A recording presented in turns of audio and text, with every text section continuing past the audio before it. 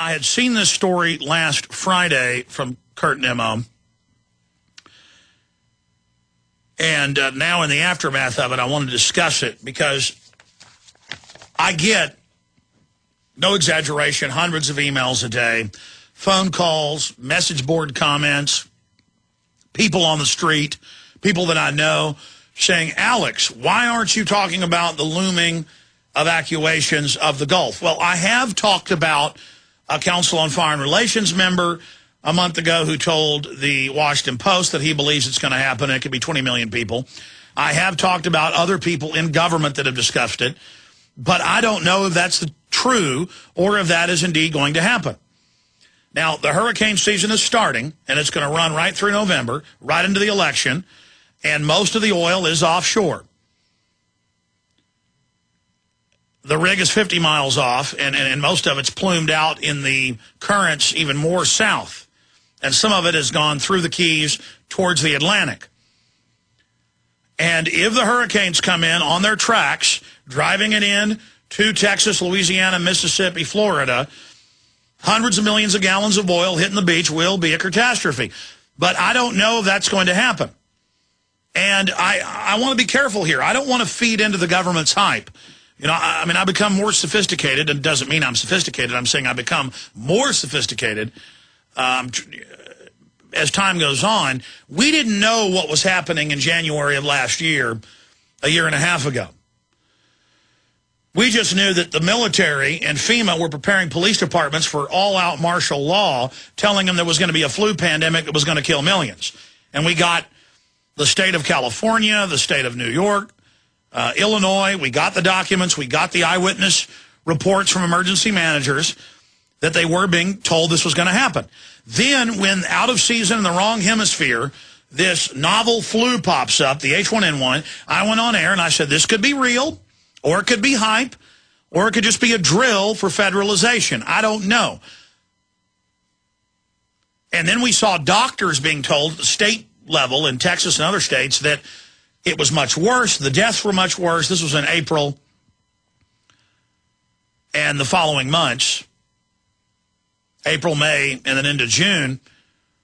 And within a month and a half, I knew it was a fraud and just a hoax. But we saw doctors being told by the feds there will be mass death, it's real. So they would go out and then scare everybody. And they weren't bad. They were repeating what they'd been told by the feds. So, yes, if that oil comes in, if a large percentage of it comes in and it starts backing up in the rivers and estuaries and it's off-gassing methane gas, we could have a serious problem.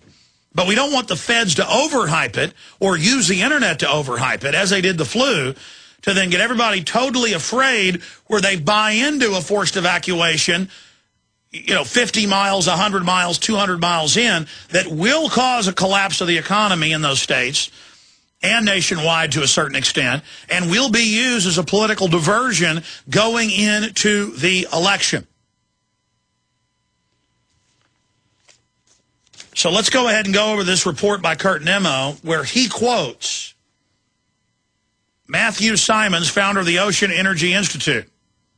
Ocean Energy Institute founder says new hurricane will require Gulf evacuation. Thank God that storm deteriorated and didn't turn into a hurricane, is now broken up. But the season is just getting started, and they say it's going to be a doozy of a hurricane season.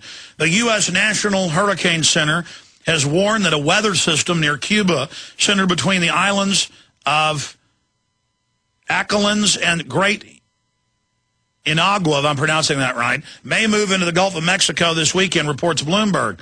But, again, it didn't. But what happens with the next one? Reports Bloomberg. I am still worried about how it will move the oil slick into the coastal areas of Louisiana, Mississippi, meteorologist Jim Rollier said. We're going to try to get him on as well. In response to the approach of the tropical cyclone, BP workers in the Gulf of Mexico have stopped drilling a relief well and are preparing to evacuate, but they were able to stop that on Sunday. Reports the BBC on Wednesday, National Incident Commander Thad Allen said a tropical storm in the area would push back the timetable 10 to 14 days. Matthew Simons, founder of the Ocean Energy Institute, told Bloomberg on Wednesday that a leak near the Deepwater Horizon site may require an evacuation of the Gulf Coast and a hurricane strikes the area.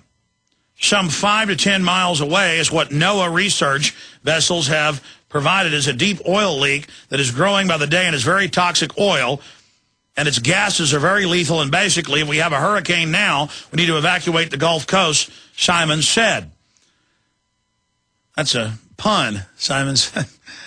Simons also said BP has covered up the severity of the oil gusher, as it has told the truth, they would go to jail.